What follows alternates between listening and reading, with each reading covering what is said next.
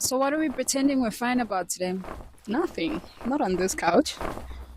Welcome To to On the Couch with Clear Corner. Sanmonani. We're We are back with episode five. Five. Episode 5 on the couch with Quick Corner. I am AYANDA MABASO and this I am is LUNGILE MNISI. Yeah, boo.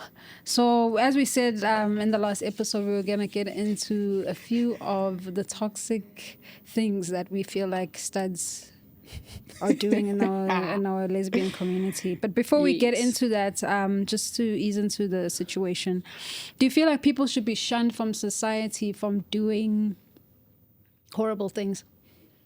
Because I feel like in this day and age, we have people who are still having friends, still having community, still having friends around. Do you feel like they should be shunned from society if they are deemed as, I don't want to say an evil person, but someone who's just not someone who should be in society? Not enough to go to jail, but I feel like we must bring back shame. You know, because I feel like yes, shame. I understand what you're saying. Shun, yes. In a sense, Yoguti, certain people's crimes are not like for jail. Like they don't go as far as they must be sent to jail. But we must have shame. Like We for must. example, you're friends with a guy who does not support his kids. How is that a thing? You know what I mean? We must bring back shame and make shame public. You know what I mean? Let's bring back As shame. in we should publicly shame them. Not public, like, but it should be known. Uguti, no, man. These people are not good people. And you must not be associated with them. And if you're associated with them, now we should to find like, we must bring back shame. Because I feel like people still continue to do things because they still There's have no friends shame. around. They Exactly. still have family. And I'm Exactly. like, no, if people do certain things, there should be a negative impact to Exactly. those things. Phela nje lapho. There's a lot of things, like, in families, in communities. Like, there's certain things that are not jailable offenses, but they are shameful. And because people don't have consequences, they feel like it's okay to carry on and to still do them. And that's not okay. That's not okay. For example, the boy child in black homes, like, they're not supposed to clean. They're not supposed to do certain things, and it's okay. And everything is falling onto, like, shame on you, you know? Why are we casting genders on chores and things like that? Like, it's small things. Like I said earlier, your friend is not supporting his kids. Why is that allowed? Like, why is that a thing? Why are you guys still friends with him? Like, you guys support that behavior. A guy is talking about, in fact, a guy was making a video on TikTok about this, Uguti.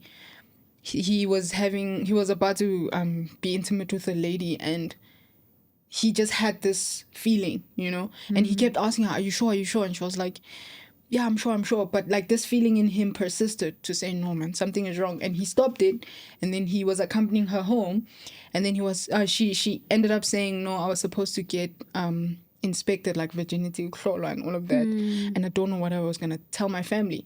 And he said he told his friends that situation, and they were like, and like, you're a rapist. Like, that is rapist mentality. You know what I mean? Just because she said yes, if she's saying no now, you stop, you know? So I feel like we should bring shame around even those premeditations about things like that, to say, this is how you think, you're a rapist. Like, shame on you, you know? I feel like, there should definitely be public shame, or shame generally, for those things that are not necessarily jailable offenses. Yeah, abantu abasafundi easily because of that. Exactly. I definitely also think the same. If you are negatively impacting people in your lives as well, you should be brought to shame, and everyone should isolate themselves from you. Phela nje lapho. It's even this thing of those, and you might even get like hate for this because of, you know, how people romanticize these things like poverty and stuff. This uncle who does not work, he does not contribute anything in the family, but he wants to be taken care of. And then I remember, even to be practical, there was this video last year, I think, where there was this uncle who he's clearly like an addict, you know, he's, you know, like ipar, and he was going into the family's house what's that, the ice cream, white quality. Oh, yeah, I in a remember cup. that. And then people were just like, why Oh, him? yeah, and I'm like, And no, I'm just like, yeah, but hey, I contribute. can we look at like, the can we other look side at of the that? situation, Yes, please? it's not okay for them to post and humiliate him like Yes, that. But obviously. lenta yenza iko Yeah, right. iko Like, why right. are we even justifying him in this way? Like, he's not making any. In fact, he's And putting it's the not family like he's in more. starving. If you were taking food from him, that If would be it was another situation. But Eat ice creamy, you know what I mean? ice And creamy. people were like, no, Hi. why mom? And then people made Yeah, a whole no, I fund for remember him and that. stuff.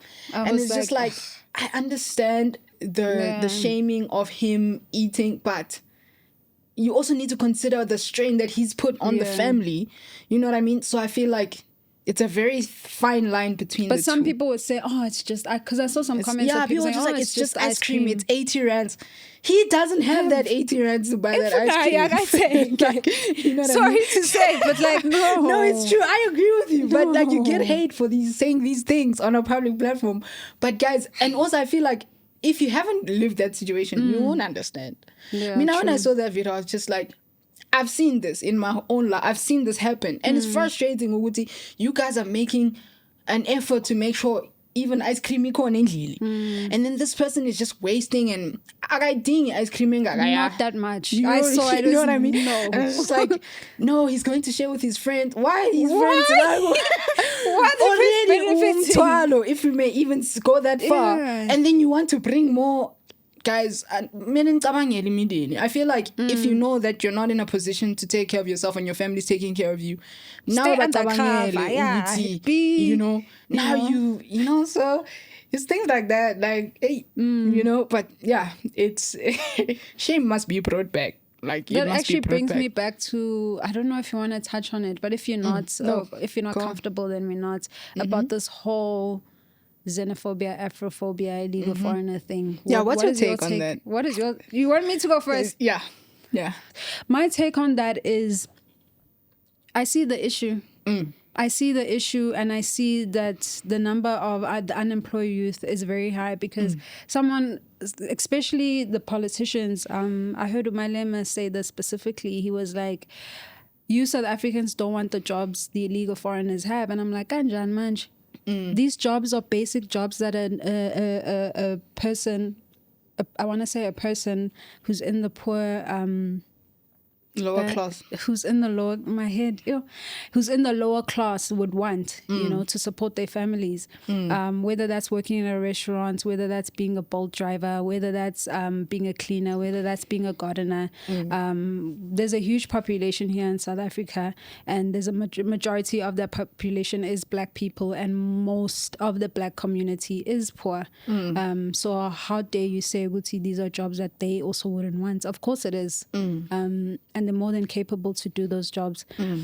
Yeah, I believe in it, honestly. Crime rates, and you see the people that also commit crimes on you, that they are foreigners, and it is a tricky situation also when we go into, when they are illegal in the country, they aren't documented, so when they do commit a crime, they can also get away with it. So it becomes a very tricky situation. And unfortunately, they're also taking resources from our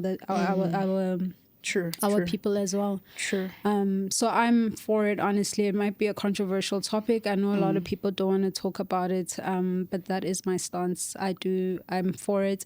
And some people do also say, oh, you guys don't know the whole bigger story. There's bigger things. Of course, there's something bigger happening. Of course, there is. It doesn't mean that now we must ignore these things. Neglect that one. And some people would also say like, oh, but you guys aren't talking about the foreigners that are coming in Cape Town. Through the airports. No, but the poor people are fighting for what is in the proximity of their situation. They're not in proximity of white people. So how is it that you don't want them to fight for izinto zabo? It's corner. Because these illegal foreigners aren't living in the suburbs. They're living in the emalokishini or in my squatter camp or whatnot, and so they're dealing with their situation. If you want to fight that.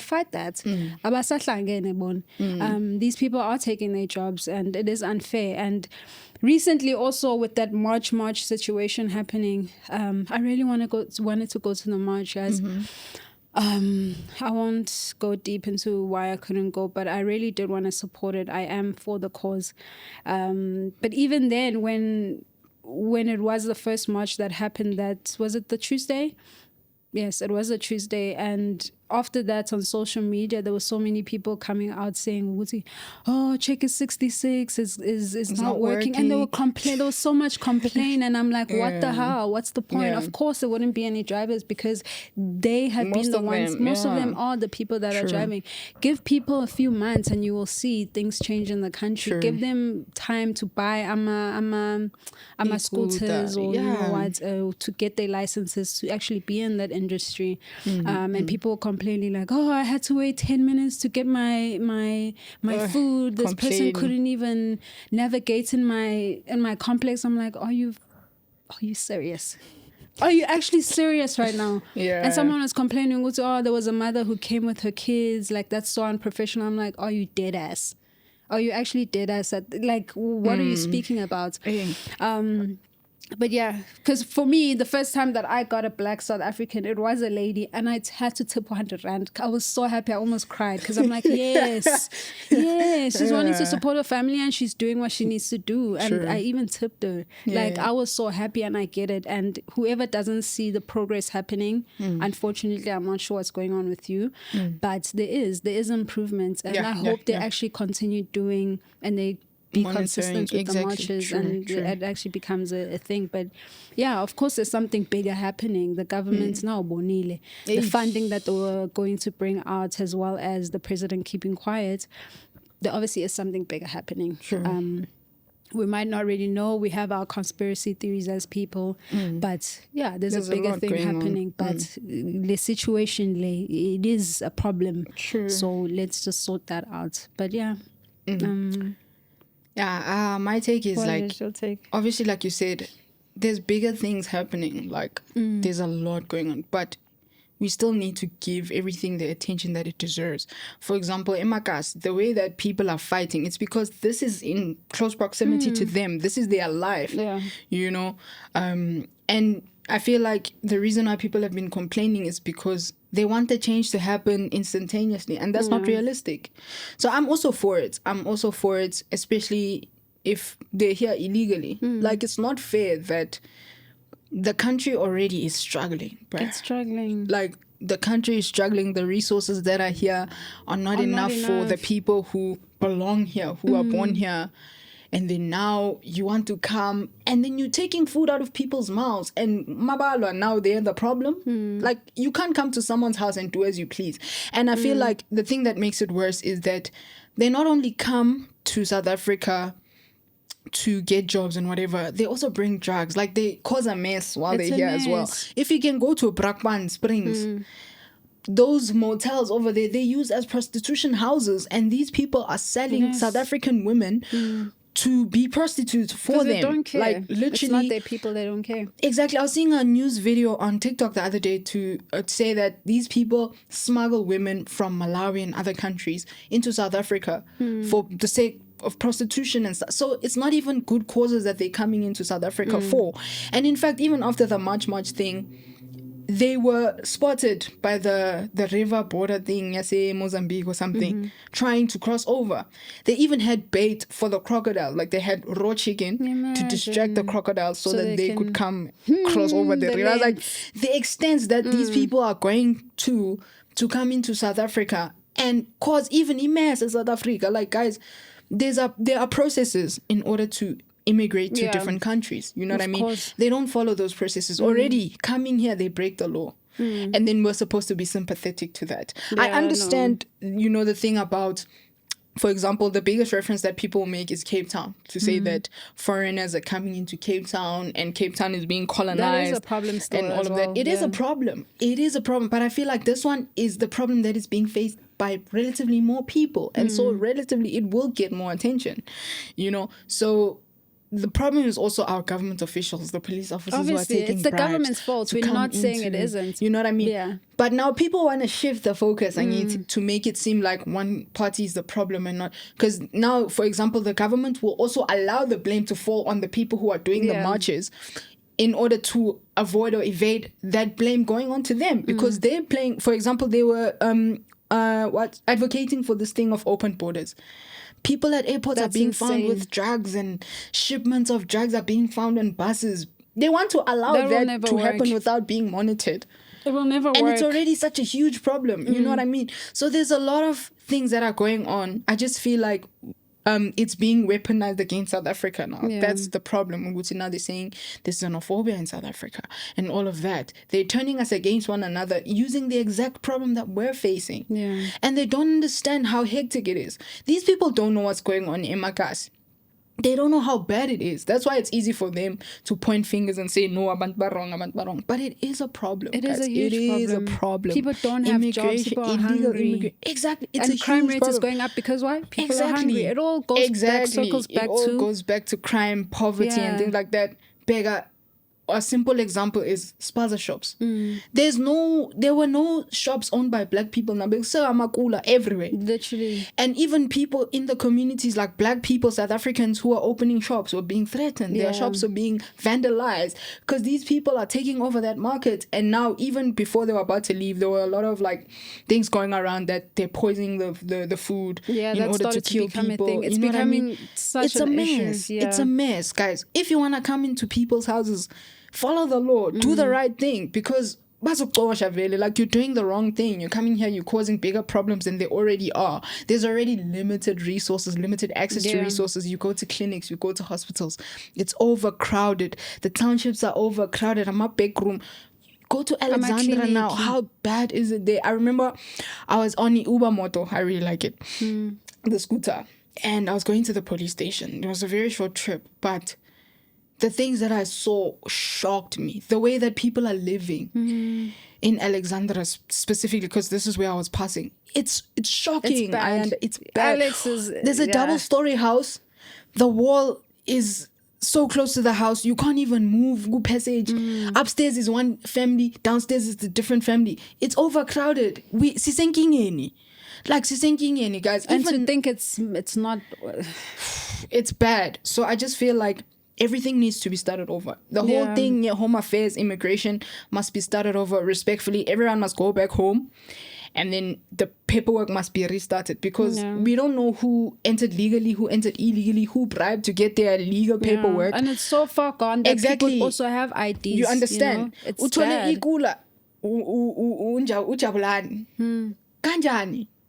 There's grown-ass guys on ID photos, it's saying 2001. This guy looks like he's 45. You know what I mean? There's a lot. So I feel like the solution to this, South Africa, we must restart the whole process. Everybody must go home. And then whoever wants to come, let's do it like every other country. If you want to come into South Africa, what are you adding to the value of your South Africa? You can't just go to America. You can't just go to China. They want to see your paperwork. They want to see what you're adding to their economy, to their country. Why are we just a place where everyone can end up and it's okay? And they're saying it's a refugee. How many countries do they pass to come to South Africa? Like, for example, that plane that came from Palestine. How many countries did they pass to end up in South Africa? No, guys, like already sinking in as a country. I mean, I get it. Yeah, true. South Africa is more developed than most African countries, and I guess it's the safest within the continent to come to. I get that, and I'm all for refugees, obviously. But even in that, I think back in the day, I don't know who was president. I think Thabo Mbeki, where I might be wrong. Please don't quote me on this. But he said that there wasn't any resources for refugees and that they must just live as society and get the jobs. Refugees, I understand. Like there's tension in your country. You're coming to another country for a better life. Understandable. But to come here illegally, that's what I'm saying. Follow the right processes in order to. You bringing drugs and then you selling RDP. Abantu bethu abakwazi nokuthola nama RDP. AYANDA. Uzoforge ama ID. Like, I saw a video of this Nigerian man. He was standing in the middle of ikas. You see these RTP houses that government makes. He was standing in between them making a video talking about he just bought 100 of these and he's about to evict all these families out of these homes. How did he get the right to buy RTP houses that are supposed to belong to South African citizens? Like Masovi's cat said, it's sort of hard to be. You know, like it's a mess. It's a mess. In other countries, you have to have a 10-year citizenship in order to be able to buy a house. Even get in South Africa, you come in with your euros, with your money, you can buy. Like, why? Why is our constitution allowing all of these things to happen at the expense of South Africans? See, it's a problem. Let things be done legally, and then we can make grace. But now you want to come illegally, and then you're causing a mess in the country, and then you expect that you're gonna be happy and keep on. No, people are gonna get tired. People are gonna want to take back their country. And I also feel like another problem is when it comes to protests and wanting results and all of that, people, when it's time to complain, it's complainer in bulk. Sonke is a complainer because we see the mess is affecting all of us. But if it's coming to things like march and all these things, not many people show up. Not everybody shows up because now people are now starting to think for themselves. If I'm gonna skip work, I'm gonna get the consequences by myself. But generally, sokola sonke, the prices are affecting all of us. Look at petrol, look at the price of bread. It's like things are increasing in price but decreasing in quality and quantity. It doesn't make sense, you know. So I stand with this thing of march and, you know, illegal immigration needs to be ended. Like, we need to do something in order to redeem our country, because we're gonna lose. Our country is gonna end up a bigger mess than it already is. So let's just clean it up as much as we can, man. Even the leaders that we have, they're busy making decisions for a future they're not going to be a part of. They need to allow young people to be there in those rooms where decisions are being made, because we're going to have to live with the consequences of these decisions that they're making today, you know. So let's fix up our country as much as possible. That is going to be a controversial one, especially having a podcast, but it is what it is. For the people who don't understand, I'm always confused to what is there to not understand. Of course the government is at fault. Of course there's a bigger agenda happening. Of course there's still issues with the foreigners in Cape Town, but the issue there, and there are people trying to deal with it, so let them try to deal with it the way they feel fit to. But yeah, I think I've said that's where I stand. Yeah, same. No, I'm with you. And the haters, the hate. We'll see in the comments. We'll see in the comments. Let us know what you think. But like, nothing at you. Speak properly, and we'll come back. But yeah. Also, whilst actually saying that, I wanted to ask: do you have a fear of being perceived? Is that something that you think about? No, not necessarily. Only if it's in close proximity. Like, I care about what you think about me, because, you know, we're in close proximity. If it comes to other people, man, you don't really care. It is what it is. I am who I am. If you like me, you like me. If you don't, you don't. Doesn't bother me. It is what it is. Yeah, true. I think I'm also the same. As I said in the last episode, I think especially when people have like a smear campaign and they want to ruin your reputation, for me that doesn't, it used to bother me because I'd always want to, like, you know, speak up and no, this is not true, but now it's just like, oh, whatever, if you think that about me, oh, okay. For me, I just think I don't really have much energy for that. It's a distance thing. Like, as far as certain things are concerned, it's not your business. Like, you have no business knowing this in the first place, right? But if it's public and it's out there, and if I'm the one who put it out there, then by all means you can feel entitled to want to know. But when it comes to certain things, like, it's none of your business, and like, you should be okay with that, because it really isn't. Just because we're out here and we're putting ourselves out there publicly doesn't mean now you're entitled to everything that is global, you know what I mean? So it just depends also even on the context, but generally it doesn't matter. But I do think you have to have some form of thick skin, though, especially when it comes to the hate comments. Because for me, like, with the hate comments, it's very... Because I hear a lot of people like, oh, when you read these hate comments, it's people are just projecting and they whatever. And guys, like, for me, I don't even think about that. I just see the hate comments. If it is funny, I will laugh. But like, if it's not, then I don't know. I sometimes react to it, like, put a Great, Yeah, you so think you that do a way. lot of- Yeah, thanks. You think that Those way, and made then me I laugh. just I don't really. It doesn't never really go in. I'm not sure. Maybe it's just the type of people that we are, but I've never read a hate or someone saying something about me and then I'm insecure, I don't sleep at night. That will never be the case. I think the only opinions I care about generally so are my parents, my sisters, and the friends that I have, and then my partner. But those are the 4 people's opinions that I think about, that I care about. Sorry, but other than that, no, I saw them. I won't even fake it. I really don't care. Like, it's not performative. Like, I don't care, but I really don't care. Like, I'm not that about what you think. But yes, if you have positive or you have something or you want to criticize me, please, by all means, I love that. I love to grow. Constructive criticism. Yes, exactly. Yes. Constructive criticism is always welcome. But anything outside of that, I just feel like if you really want to be free from all of these things, you need to not care about the praise or the criticism.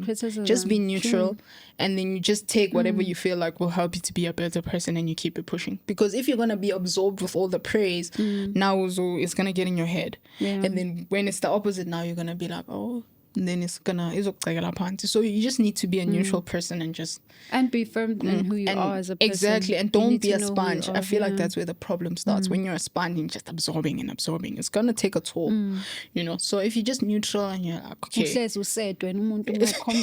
jeez. Someone I was saying in the comments, some guy commented about my ears. What's her name? Oh yes, sinister. The sinister definition was going around. He's like, your ears are sinister. I'm like, what the hell? I commented, I'm like, ha ha ha, eyeball. Like, what does that even mean? why? People just want to say no, my you know. But I saw the comments and I saw your responses. And I was just like, guys, come on. That's why I say we must do a video, just something you know, looking at the comments and deciding what is this person saying? Does this resonate to even what we were talking about, or is this person just taking a short left? Because some people just want to speak for the sake of speaking, and those are not worth the time of day, really. Yeah. Is there anything you want to get into in this episode before we get into the stud topic? I don't know. Or should we just jump into that? Let's just jump into it. I feel like it's very broad. It is a broad topic. Yeah. Some people might not like what we say, but it is what it is. You can comment though and let us know if we are full of shit. But yeah, I feel like studs for me, like they do go through the most in terms of not the LGBT. I'll stick to lesbian because that's the community we are in. Okay. So I don't want to speak for others, but yeah, I think studs from a young age, they go through quite a lot in terms of self-acceptance as well. I do as well. There's different challenges that we both have, but I feel like from also a young age, having to identify as masculine, already it's an imbalance. Because I've heard a lot of studs also say when they grew up, the things that they learned from their friends as well is having to bind their bodies, female, their breasts. The thing is female. They breasts.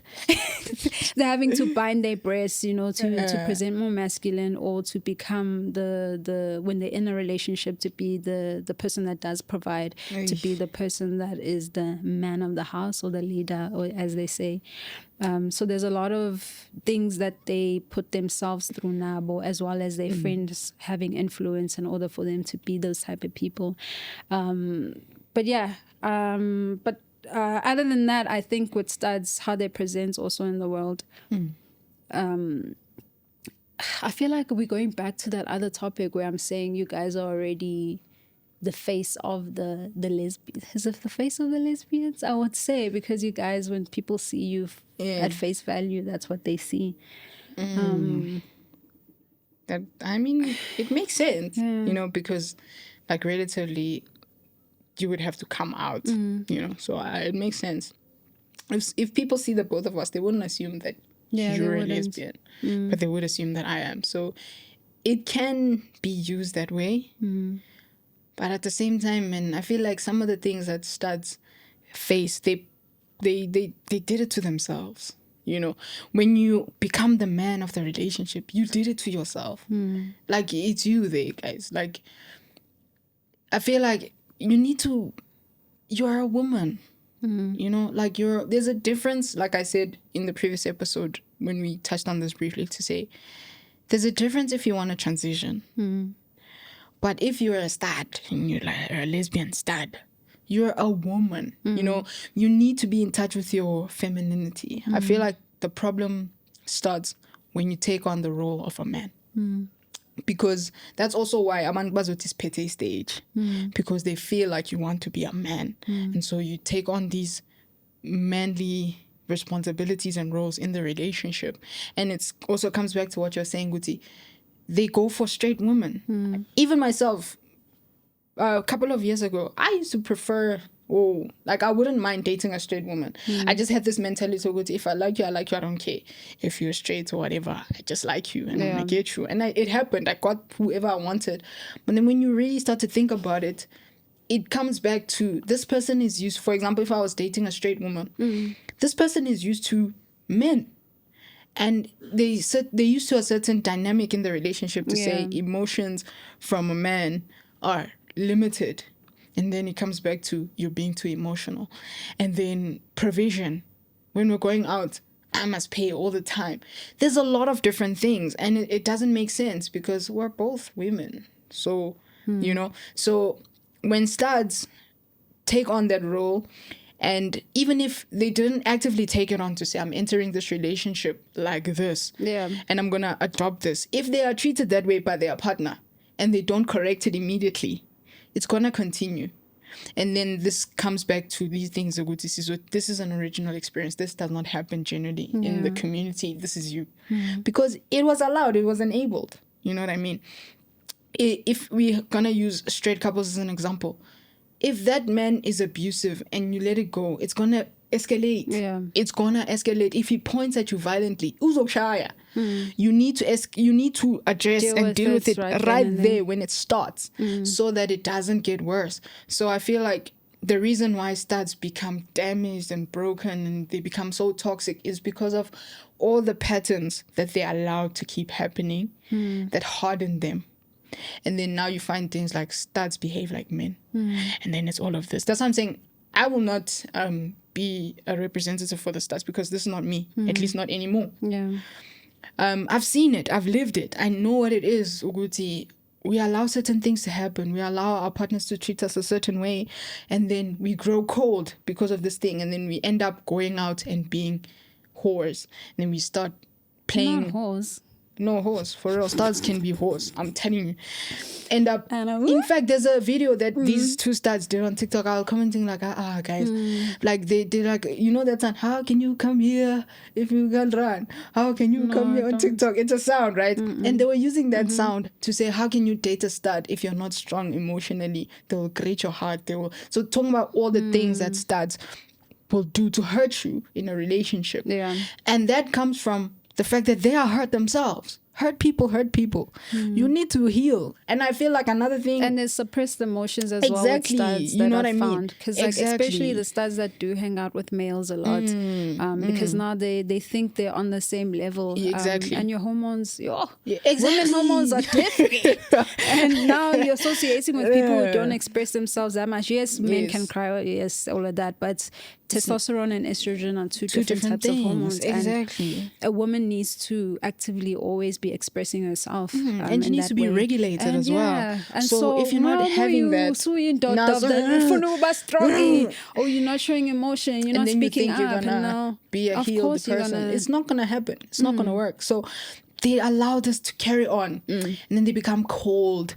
And then you start hurting everyone around you. You start taking out the frustrations of your previous relationships onto the new ones. That's where rebounds come. I remember I was in a relationship, right, with a straight woman. And then when we broke up, I had a rebound. This was the first and last time I ever had a rebound because I saw how bad it was. And I just decided I never want to make anybody feel like that ever again, right? So I was in a relationship with this woman and then I felt neglected, you know, to a point where even before we were breaking up, I was like seeing that my needs are not met emotionally as a woman. And this person is treating me like I'm her boyfriend, you know? And I remember I was growing a bit distant. And even when I was trying to express like my hurt and that space that was not being filled, this person was only concerned about the fact that they miss me. Like, I'm distant in all of this, right? And then I was just like, you don't even care about my feelings, you know? So we broke up and I had a rebound. And now it was like all the love that I still had for my ex, I was redirecting it to this new person. And when that love was done, I didn't care about this person anymore. And I hurt them as a result, obviously, because I'm like this. And then now, because it's finished, it didn't belong to them. So now it's finished. Now I don't care about the way that you feel. In fact, so young and all of that. And after a while, when I was reflecting on that, I saw how terribly I treated this person. You know, I had to come back to my feelings, Nami, as a woman, to say, no, but you left this person because of that lack, and now you're treating another person the exact same way. Do you see? So I had to really sit with myself hard and have hard conversations with myself. And I even went back to her and I apologized. I explained everything to her and I told her, you know, it wasn't because of you. I wish that was a thing. Yeah, sorry to cut you off. Where like once you realize something and you've sat down with yourself and you've healed, I wish it was socially acceptable to actually go back to the person and be like, listen, I'm so sorry. Like, shit, like, I don't want you back. I don't want you, whatever. But you just exactly. That's what I had to do. Because we all make mistakes. Exactly. And you realize at the end of the day, I feel like it's a humility thing also, because it wasn't easy. You know, you were wrong, and it's humiliating even. But I just had to do it because it was weighing on me also to say like, no, man. You can't be a hypocrite and say, emotionally unavailable, but then you're gonna treat someone else the exact same way. So I remember, I think it was like a year or two later, I reached out to this lady and I was like, Yazin, listen, I know this is what happened and this is how I treated you and this is what I was going through, and I just wanted to apologize because it was not fair. Like, you didn't deserve that, you know. And I had to make amends. And even now, like, we're mutuals on social media and we're cool because I was able to go back. And that's when I realized, Guti, where do I stand in terms of in the LGBTQI? Guti, yes, I'm mass presenting, but I still recognize, I still acknowledge, I still treat myself as a woman. I still need certain things. I need my emotions tended to, regulated. I need to, like, you know, this thing of flowers and stuff, which studs are the only ones that give. I also want flowers. Of course. Like, you need to. Why are we? I also want gifts. I also want to be treated like a princess. Like, you know what I mean? So that's men where aren't treated like that. Exactly. So now it becomes that thing with you're the one who's you're the one who's giving and giving. It also makes you question what men are going through in their relationships, you know? So I even reached a point where I was giving not so much. advocating for men, but just to put that out there. Yeah, I reached a point where I was giving so much that receiving was hard. Yeah. Like, to a point where I closed myself off to a certain point. It's okay, you love me, but you can't pass this point. Because I've never had that. So I feel like I don't even deserve it. And then it messes with your head so much. And then you start even treating yourself and allowing certain things to happen to you. But man, you are a woman. You need certain things. You need, in fact, even as people, it is literally wired within us to want connection, to want, but a woman even so much more, because we're more attached, we're more inclined when it comes to emotions and stuff. So I feel like studs being toxic and all of these things, they stem from that lack persisting and them allowing it to persist and not introspecting and not even grieving their relationships to say, okay, this woman hurt me. I'm going to sit down and be with myself and heal and see even my role in that breakup. Do you know what I mean? Because breakups are a two-way street. That is true, because if you're lacking vele emotionally, you're not going to sit down with yourself and actually go the next deeper. One. And you know, so you replace and you replace and you replace. Then it's a pattern, and then it continues, and then it gets worse and worse, because now this behavior is not corrected. It was strong. You know, it's like knowledge capital. It's something that we learned in economics to say, the more you do your job, you are learning every day. You are learning every day. You're becoming better. If they want to give you a salary cut, it can't happen. Your union will fight for you because you're getting better. You're advancing. So the same with this. This behavior advances, and then you grow certain beliefs and you stand on business, and then you believe them so strongly, and then it manifests in different ways. Like now sebafuna isithembu, now sebafuna male behavior. If we really think about it, these are male dominating behaviors. These are not things that women do. now there's about women, Amastad, about Jonasi. There's a whole lot of things that are not even a part of your identity as a woman, but you've adopted sorry it. to say, but there is small things that, as I said, there's certain things I don't go through that studs go through. Like, for instance, a stud will ask me, oh, who pays in the relationship? I'm like, what? I've never had to deal with that. When I get into a relationship, it's an automatic sila sobabili, whoever pays, whoever has it at the time, that's that. I've never had to have a conversation with my person who say, she's gonna be the one that leads in terms of that, or she's gonna be the protector, or she's gonna emotionally be the one. Like, it's never that. We both equals from the get-go. For me, it even came to a point where I had to communicate it before initiating a relationship. I remember with my long-term ex, right? On the day that I was asking her to be my partner, I remember we talked about dates. We talked about, because I understand this is something that is normalized with studs because we're mass presenting now. There are certain unspoken expectations. I don't want to be held on that, so I wanted to make sure that everything is communicated with. If we're going on a date, we'll have like our mandatory dates, for example, to say on our month anniversary, let's have a date. We'll both pay for that date. If I want to take you on a date, I will pay for that date. If you want to take me on a date, you'll pay for me on that date. But when it comes to things that we both agree on, we're going to reach common ground and a compromise on that, because it's not fair. Now, responsibility is hanging on the one person more than it's hanging on the other person. Like, it doesn't make sense. You are neglecting yourself as a woman, trying to keep up. And who are you keeping up with? Men. That has to be communicated very early in the relationship, or it gets a very, very, very tricky. Yeah, so studs go through a lot. Different experience when it comes to that. If I'm traveling somewhere, guess you, and it's automatic. I book the flight, book accommodation. Oh, like, it's just it's not like we sit down and be like, are you gonna no. It's like, we're going on a date, okay, the bill comes, oh, okay, I can pay this much, you can pay this much, oh, I have it covered. You don't even really speak about it really. But it's a very different dynamic. But I will say it's also a pride thing with studs. It's also a pride thing with just because they're mass presenting, they want to seem like they got it. Because that's how men are. And getting men. Exactly. And they lack also that. Exactly. In workspaces, men get paid the most. Male behaviors. Yeah, because they have to support their family. All of these things. Exactly. And it's not fair. Uzokala. You're going to end up putting yourself in debt, in dangerous situations, trying to keep up with all of that. And it's not okay. Like, you're going to ruin your life trying to maintain those male behaviors, and it's not okay. Someone who loves you will not allow that to keep happening. They won't. But also, you also, but now you have the responsibility to stand up for yourself, to communicate.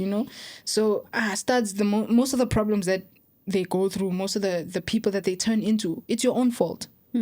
Like, it's your own fault. You need to decide what what type of person you want to be, and make those changes. It's a lonely path, because now nobody really gets it. Nobody understands, what it is, what you're going through, because there's certain expectations from your friends, from society, but you that's why I'm saying, don't associate me with studs, because I know even when I hear from you, even the last time, like the first and last stud I ever talked to. Yeah, because that's how bad it is. I went on a date with a stud for the first time. The words she was using and making, I can't even really remember it, but she was using words like only woman, or a woman should, and I'm like, but you're also a woman. What's happening here? That's how bad it is. That's how bad it is. That. I remember even I would have those small bursts of women are not funny, and then like, you're talking like a man. Like, then I have to check myself again to say,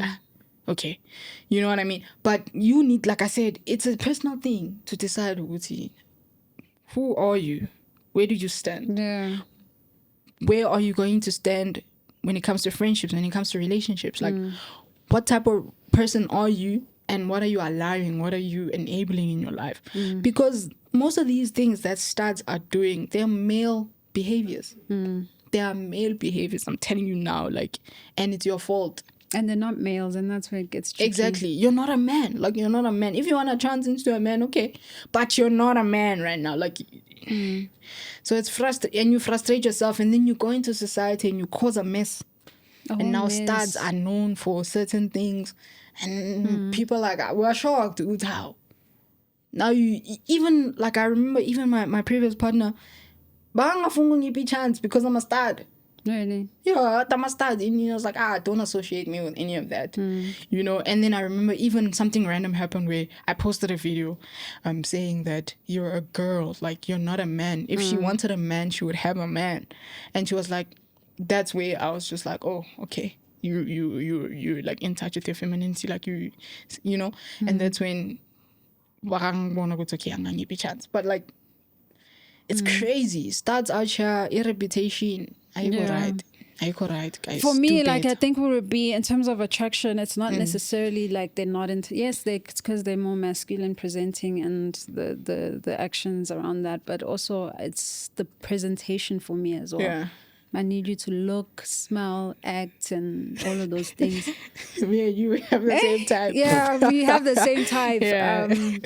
Yeah. No, I get you. Same. I'm also attracted to feminine presenting. I would never date a stud. Yeah. We always joke, like, well, the feminine, well, I don't know all feminists, but I joke, we are the most lesbian in the community. Because we are girls, we're attracted to actual. Yeah. Not actual as in they're not... Studs are not females, but I saw a post, but there's nothing more feminine than loving women. Yeah. Like, literally. And I was just like, that is so real. Have you seen a black woman sculling it up?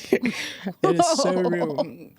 Yeah. No, I get you. Because I also been getting, like, advances from studs. Guys, please. Why wouldn't you, though?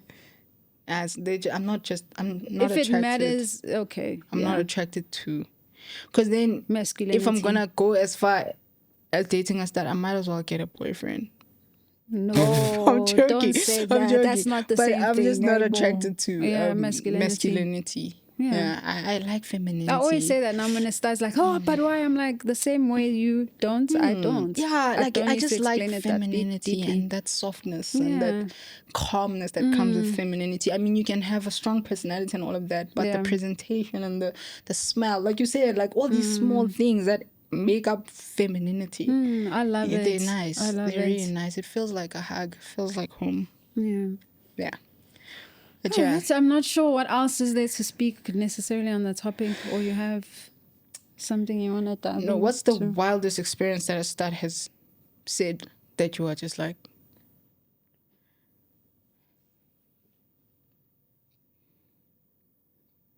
I don't know. Or while you're thinking about that, how do you feel about studs who just pop up pregnant? That's what it comes into what you were also saying. They suppress their emotions, so they're not able to explore from the get-go. People are that's like, why I'm saying after 9. Yeah, so that's why I'm saying, because you never see feminine lesbians popping out pregnant because we already, I'm gonna put this loosely, but we're already comfortable in who we are. I'm not saying studs aren't comfortable in who they are. Obviously they present that way. There's a lot of discrimination that they go through and whatever, but I feel like with the feminine presenting woman, I've never had to feel like I've had to be more masculine to be accepted in the community. I've always just been a woman. And, so I've been a woman who's presented as someone who is not attracted to men. So it's never going to happen where he's going to see me pop out with a belly because ngazaz. And I feel like with the stud, as I said, when they grow up from a young age, there's so much that they suppress and there's so much where they act like people that they are not males. And so once they lose that opportunity to explore, because not that I explored with males, I've never explored with males. I knew from the get-go who I was. Yes, I had a little boyfriend for like 3 months, but like nothing happened. Like, I knew from there, like, no, not my vibe. But I got to explore that because the feminine presenting, I being seen with males, being affectionate was never, it doesn't, it doesn't put me in a weird spot where I would say with studs, it's very much like from the get-go when they do present like that. So they don't necessarily get to explore that, because once they decide and they identify like that from a young age, and they binding their breasts, they acting a certain way, they're hanging out with males, they're suppressing their emotions and all of these things, and then when they get to an age where they discover, well, actually this is not for me, and they haven't explored that, that's why they pop out. And yeah, I feel like for myself, as a start myself, it's like very, for lack of a better word, it's disheartening, and it's also like it's feeding into this thing of petty stage. You know, for example, if me and my friend are both studs and we grow up together, we're already having all of this discrimination against us. No, man, so cool, but they'll grow out of it. And then my friend is now pregnant. Now you can. To be honest, I would believe a feminine presenting lesbian to actually have firm stand on her being a lesbian than a stud. Honestly, I would. Real. Yes, you guys, they represent masculine, but I don't. True. They haven't explored. They're not themselves from the beginning to. I agree with you fully. You know. Yeah. I feel like also because of the suppression, say aggressive now. All those emotions that were piling up inside of you, they're coming out now. Now you even have a stranger. But I agree with you. It's just for myself to be associated with other studs, and seeing that happen, it's just like, this is not what the fans want to see. Like, you're feeding into this thing, where it's petty stage, we'll outgrow it. This is not something that you outgrow. Like, this is who you are, if that's what you really are. True. So, hey. My arms are looking big. Also, this is like side. I love it. No, they're at a weird. Sorry, I'm just noticing. I'm at a weird stage where my muscles are growing, but they're not defined. They are. You just don't see it. They are. And so now it looks like. I see the triceps. I see it. I'm just, every time when you're like, at this weird stage, and I like them. I like them. Yeah, push. A bit thingy with that. But yeah, anything else you'd like to say? We have a few minutes left. Nah, but I'm excited to bring like our family members. I don't know if you said you're not going to bring your sister, right? Because your sister's in a career field where she can't be on camera on public platforms. But I'll bring a friend for sure. Yeah. I'll bring a friend. Because I really want my sisters to come on here, and because they know me. I mean, we all are year apart. By the way, I have 3 sisters. We all are year apart. So I feel like they're the only human beings that know me, because we grew up so close to each other. Yeah. So they know me. Bangas. My sisters are the most amazing people. I can't wait. No, but I've been nurturing a closer relationship with my cousin as well. So maybe she can come, because I was also with her at the funeral, and we just spent a lot of time together. We're gonna go out for lunch, just to be more intentional about nurturing, because even our family, they were talking to us. Our one uncle, he was like, you guys need to do better than us, the generation before, because abazwani and things like that. And then he was just essentially saying that you guys need to fix the family. You guys need to make sure that there's a family even for your children to go to when things go bad. My immediate family will be my family. I get that, but he was just trying to, have that spirit. So even in terms of, I know your experience. From my experience, like, I don't get along with any side of my parents' sides. Yeah, like my mom always removed us from them, right? Even this cousin that I'm speaking about, like, it wasn't like in the family. Yes, when we were kids, we had one vacation together, but like we lost contact, and then I found her in Pretoria, literally. It's just like, oh guys, and then, so that's like a person that I would consider even to bring out as my family member, because my sister can't be on public platform like that. But yeah, if I made it, I'm also not close to my family. I remember our mother removed us from her family my mom long also time did the ago. same. But at some point, she made us decide. Like, if we wanted to visit, sure. because I feel like you should do that as a parent. That for so just so the child doesn't have what is it called? Resentment because they need to Yeah. know, oh, this is how This they is- act. yes, they need child to needs see for themselves why they the need to see it parent for themselves. exactly. And I so did. my mom did allow that, but Like, she moved us away, and yeah, you see the actions of other people. It's crazy out yeah, here. true. It's Our crazy. So mother my did only that too. family really Yeah. are my sisters and obviously my parents. But other than that, there's no one else that I really trust like that. Yeah. Same.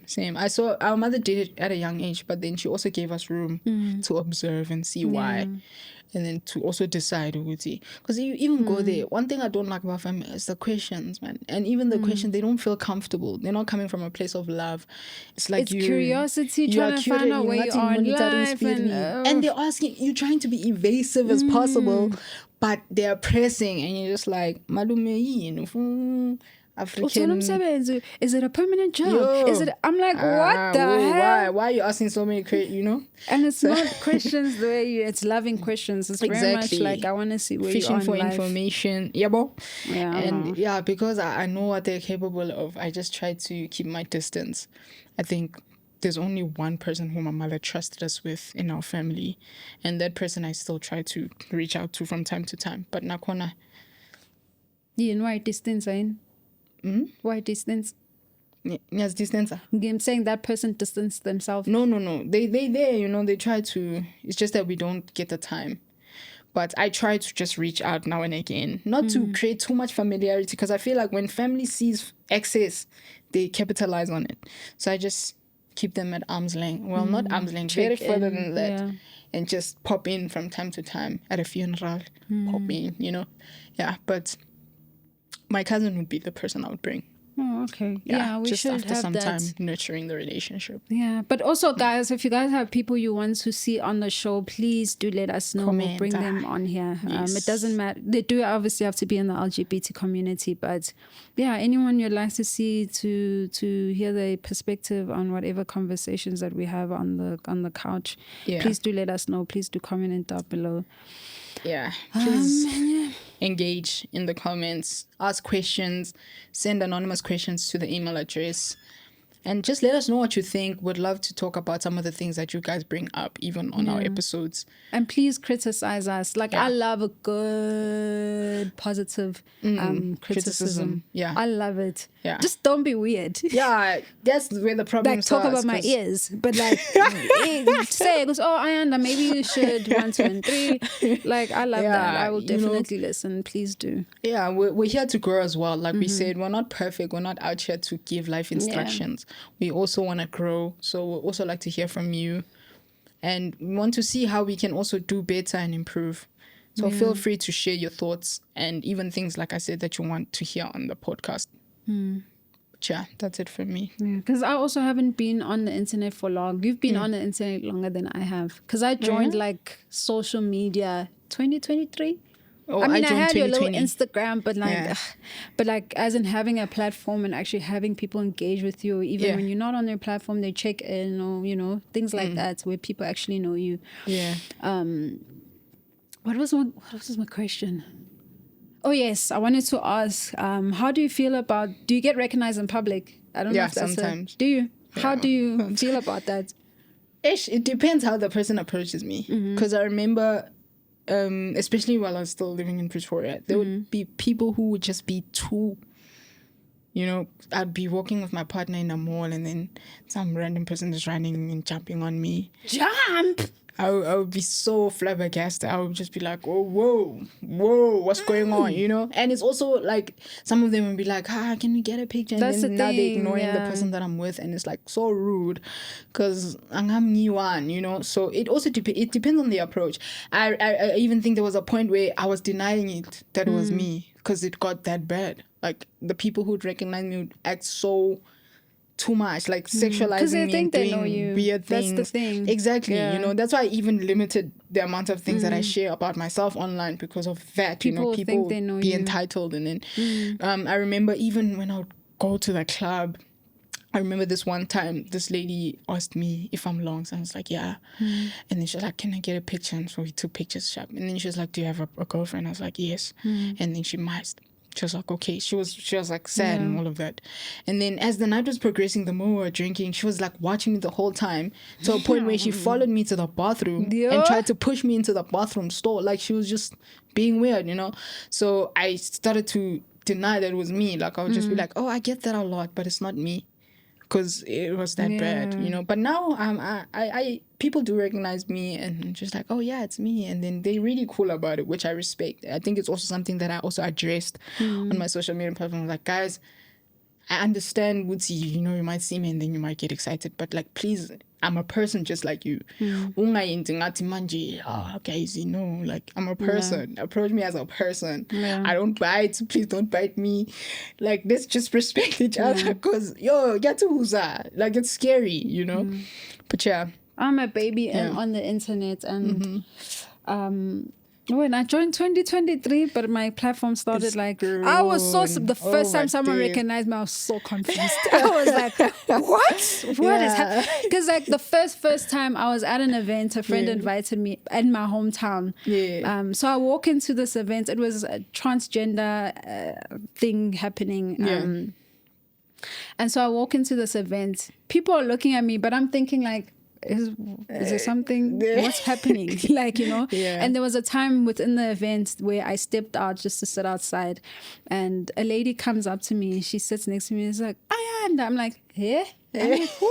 Sorry, do I know you? She's like, oh, I've seen you on your platform. And then the others came, it's like, oh, we saw you when you walked in. I was like, oh, that's why you guys were looking at me. And then the second time it happened, I was in the shops in my hometown. I think the most surprising thing was because it was in my hometown. I was so confused because I've been in Joburg longer than I've stayed in my hometown.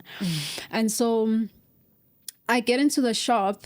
I'm like, so the shop, they changed the name of the shop. The other shop moved to another location. So I'm asking the lady, hey, where did the shop move to? I see you guys have changed, whatever. And this guy's like, how? Ayanda. I'm like, yeah. So, hi. She's like, oh, watch you on your page. I was like, yeah, you should come on next time. Like, I still till this day get shocked. I think mostly I got a bit uncomfortable when people started to recognize me in my corporate space, because like I went to an event where I don't want to explain what event was because I don't want to explain my job. I was in a work event, and so there's two people that recognized me, and I was like, oh no. And my colleagues were there, and then they got curious, like, why did they? Now they want to go and search. No. I was like, I did eventually tell my colleagues because like whatever. But like, I think I'm more uncomfortable when I'm recognized in my corporate space. True. But out in the wild, yeah, sure. But I don't think I'll ever get used to it. But yeah, I'm always polite. I'm always, I'll follow you and, oh, who are you? But like, I still get a little nervous about it. But I don't mind it. I don't mind it. Yeah.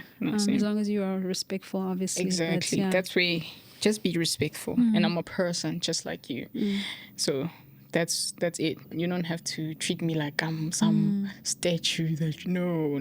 But I think like yours is more because it's just extreme. No, but it's also the sexualizing, you know, then I'm just like the stud, the mask. The mascots of I'm the a lesbians. person like you. Hi, how are you? Nice to meet you. Maybe they'll reach for a hug and then it's like, oh, have a good day. It's nice to meet you. And then I'll walk away. Like, do you always feel like you always have to be nice in those type of situations? It depends, because some of them are weird. Some of them follow me. Because I remember this one time I was at Clicks, and then these people were following me. Like, they left their stuff and they were following me. And then I noticed, and then I looked back, and then like they were busy giggling and stuff. And then I escaped. I gave them a side eye. I was just like, I gave them a nasty look, and then they bachiga. And then I was talking about it on my live, and they're like, oh, that was us. We recognized him. We just wanted to say hi. Like, but you went about it the wrong way.